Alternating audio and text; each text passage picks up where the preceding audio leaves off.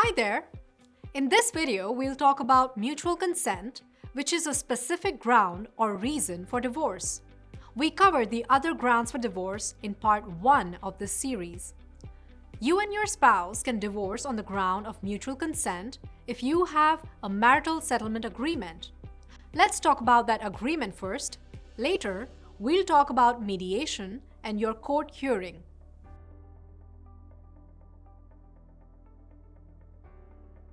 A marital settlement agreement is a written agreement that settles all issues between you and your spouse, including alimony, division of marital property, and the support and custody of any children you have together. To learn more about alimony, also called spousal support, watch part 4 of this series. Part 5 explains how property can be divided in divorce, including documents you may need to attach to your agreement. If you and your spouse have children together, check out Part 6. You and your spouse can create a marital settlement agreement together, or a lawyer can help you draft one. You can use Form CCDR 116.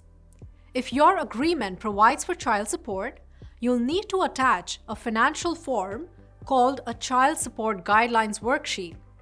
Use Form CCDR 030 if you and your spouse's combined gross monthly income, meaning your income before taxes, is $30,000 or less.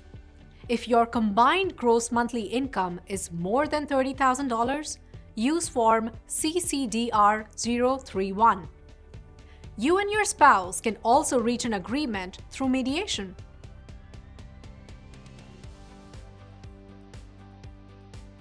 Mediation is a voluntary, confidential process for resolving disputes. You'll work with a trained, neutral professional called a mediator. Their job is to help you and your spouse talk about what is important to each of you, explore your options, and hopefully reach an agreement. The mediator will not give advice or make decisions for you. Visit mdcourts.gov/macro to learn more about mediation. If you and your spouse are able to reach a marital settlement agreement that resolves all issues between you, congratulations! Before you sign it, you should each have it reviewed by different lawyers. They can help make sure your rights and interests are protected. Your signed agreement can be filed with a complaint for absolute divorce.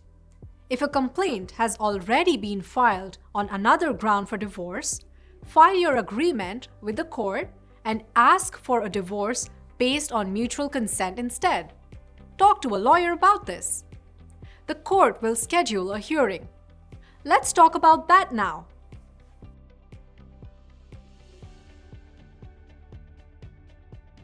At least one spouse must attend the court hearing. The court will review your marital settlement agreement and ask you questions under oath.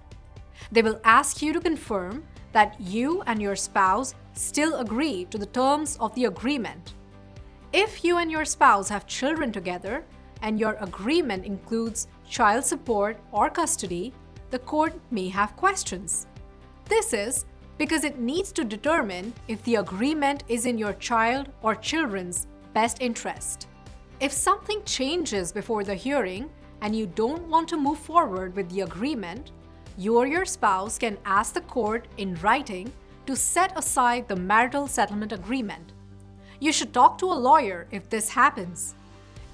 If the court is satisfied with your answers and your marital settlement agreement, it will issue a divorce decree, formally ending your marriage. The court can include the terms of your agreement in the final divorce decree. This lets the court enforce your agreement if you or your spouse don't follow it. That's mutual consent in a nutshell. I hope this was helpful.